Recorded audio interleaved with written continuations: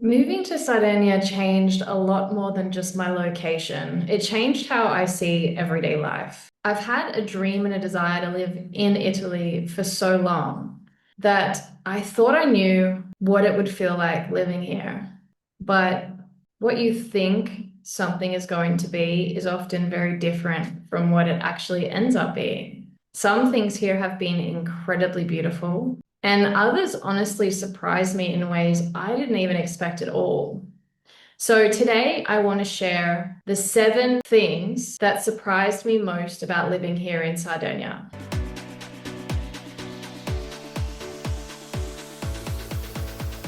Welcome back to my channel. My name is Bianca. So just a bit of context before I jump in. I moved here from Australia after spending many years abroad and then going back to Australia during COVID. I came to Sardinia on a whim, a very spontaneous last minute trip. And I knew that coming here would result in me buying a house. And now I've been here a little over 2 years. I'm very much still learning, still adjusting, and still getting very surprised by this place. So let's get into it. So the first thing that surprised me about living in Sardinia was the pace of life. Life moves at a much slower pace here than many other places I have lived in before. People, I would say, on a whole, are generally far less rushed than people in Australia, definitely people in China. I would even say they are less rushed than the place where I grew up, which is a country town of around 6,000 people. Here, when it's lunchtime, the shops close. Shops typically will close from anywhere between 1 o'clock and 4 o'clock. Of course, if you're in the city somewhere, that's not going to happen. Shops will stay open.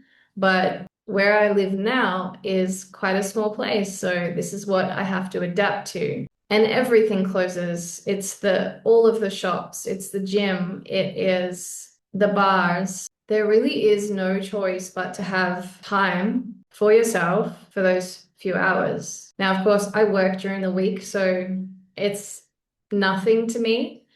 But what I have really had to do is build my schedule around when things are open and when things are closed. So if I want to go to the gym, I can't go to the gym in the middle of the day. I have to go either morning or evening. When Sunday rolls around, I only have up until 1 o'clock if I want to go to the supermarket. Now, like I said, if you live in a city, this is not going to be the case for you. Things will be open all day long. But if you're wanting to buy a cheap house, in a small town, this is part of life here. Sunday really is considered a day of rest here. Nobody works. And I think that is really beautiful. I think it's important to respect days where we don't work, where we have time for ourselves and our needs. And Sundays are very quiet. If you're alone, if you don't have transportation. But I do appreciate the stronger emphasis on rest and enjoying life. I would say at first this felt a little bit strange, maybe even stressful to have to even think about the fact that things closed down. It's something that would irritate me a little, whereas now I am in acceptance of that's just the way life is here and I work around it. And I've said in many of my other videos, there is no pushing the pace here. This is an island. It is a small town. And here the pace is much slower. It's like water that flows or a wave that crashes onto the beach. You just have to ride that wave because you absolutely cannot go at any other pace than the pace this town or this island flows. There is really just no getting around it. And now I actually like it. That it's like the island is reminding you to slow down, that life doesn't need to be a sprint. The second surprising thing about Sardinia is just how central the beach is to life here. Now, there is winter here, so it is obviously a place people spend more time at during the summer, but it isn't just holiday activity, it's just normal life. The question that I'm frequently asked during the summertime is, did you go to the beach? I feel like here people are really planning their days around the sea and the sun and the weather. There's this whole seasonal rhythm. Everything becomes lighter, more social. People really come out in the summertime. And I think what surprised me the most is that, the beach isn't treated as something special. It's just part of life. It's like part of the routine. You go to the beach. I grew up in country Victoria in Australia where there was no beach. I was a good couple of hours away from any beach. And while I saw the beach when I was a little girl, I think the first true memory I have of going to the beach was when I was around, I want to say somewhere between 8 and 10 years of age. I remember going in the water. I remember being absolutely smashed by a wave and feeling really, really scared, not really knowing what to do in the water, even though I knew how to swim. It was a once off. And then you went back home and you didn't see the beach again for so long, even though there was summer that happened. Swimming happened in a swimming pool, or if you didn't have one, sprinklers in the backyard. But the fact that everybody here has that beach culture, I absolutely love. And there's a whole vibe that goes with it. There's a certain type of music that you'll always hear. There are Aperol spritzes that you drink. There is just this time where you're fairly naked all the time, walking around in a bikini or your swimwear, your hair just being a total mess, and your body being covered in salt and sand. And I love that that is becoming part of my life now. Those days at the beach become more and more and more part of my life. Sardinian people also love to tan. So I feel like they have a healthy relationship with the sun. And often people will joke with me when they ask me if I've been to the beach because I don't tan all that much. I don't know if you're aware, my name Bianca actually means white. So it's usually a bit of a running joke that I'm just white. And I absolutely love that about summer. You just see everyone just go darker. And it's just so nice to see. It's like the purpose of people's lives here becomes laying in the sun, swimming in the sea, and just relaxing as much as they can during the summertime. I feel like the summertime is a period of a lot of healing just for those reasons alone. And so if you didn't grow up with that and you had to suffer through the heat, no ability to jump in water and just really relax and be able to lay in the sun and then refresh yourself in the sea, it's just so good for the mind, the body, the soul. The third thing that surprised me about Sardinia is how strong tradition is still here. Like this one kind of blew my mind. Sardinians are really proud of their culture. Just today, they had a parade or a procession of all the different towns that join this procession to represent their Sardinian culture and history. They all have a slightly different traditional dress, and there are different clothing styles for children and for women, younger women, older women, the men. They put on this parade, and each group walks through the city, and people watch and cheer and love it. I love how proud they are of this and how much they want to keep this alive. I love how the younger people take part in it. Honestly, in Australia, we don't have anything like that. And I don't think that many young people would feel proud to put on old clothing and walk down in a parade and proudly say, this is who I am, this is my culture, I'm representing it. Like there's true pride there and a true love for the country and the culture. And I think it's beautiful. It doesn't feel preserved in time. It feels very active because it's being kept fresh in everyone's mind of how people used to live. And so when you go to these types of events, you see that culture firsthand. And you can see the connection that people are having to it as well, and how proud they are when their town is represented and walks through. They get so, you can see the pride is just the love is just there. It's so great. The fourth thing that surprised me about moving to Sardinia and living here is the food and the eating culture.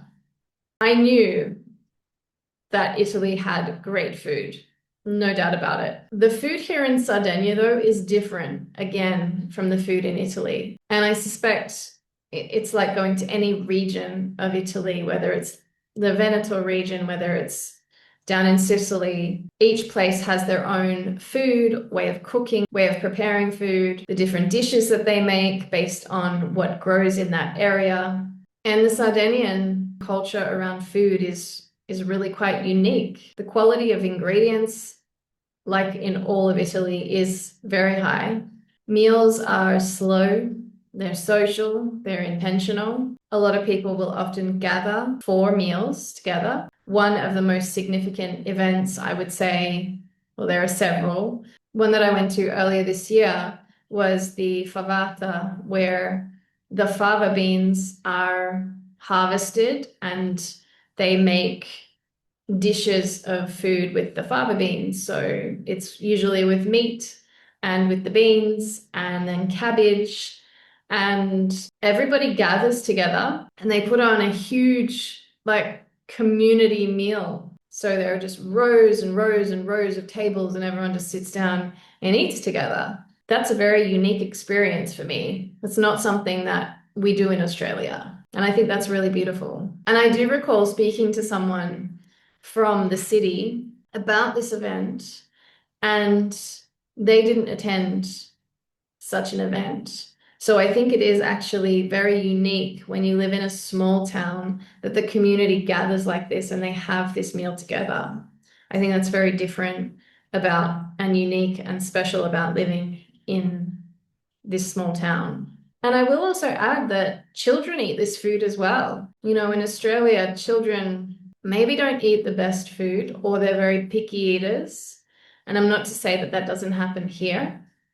I do remember as a child myself eating all of the meals that my family ate, including the vegetables and the meat. Even though I didn't always like some of those foods, I would still be eating the same foods that my parents were eating, more or less, you know, as soon as I could chew the food and swallow it myself. And so I've sat around tables where I'm seeing children eating this food as well and enjoying it. But there's that real sense that food is not just fuel for the body. Food is a part of daily life and it's a part of connection here. It's a part of community, and that's very unique and very different from where I come from. I will say, though, that in the summertime, because the sun goes down around 9:30, 10 p.m., meals happen very late. So I have been invited to dinners that started at 9 p.m., and it kind of blows my mind that people would go to dinner so late. I'd be happy to start at 7 and then keep going until it's midnight or whatever. But starting at 9 p.m., it's just a little bit too late for me. I will still partake if someone invites me, but it is very late for a meal, in my opinion. And then I'll also add the agriturismo that they have here. These are locations you can go to where they have a restaurant that's on a property where they have raised the animals and made the cheese and made the bread, or much of the food that they're serving to you has been made on the property from the animals or the things that are grown there. And the meals that you have are very large. They serve a lot of food. And for the price that you pay, it is incredibly cheap for what you get. And it's very, very good quality. The fifth thing that I want to mention is the people. I've found Sardinian people to be incredibly kind and warm, but sometimes they are a little bit shy at first. And I say this as a shy person myself. But, in small towns especially, there can be a lot of hesitation to approach someone new, especially if you're a foreigner. And I get it, you're different.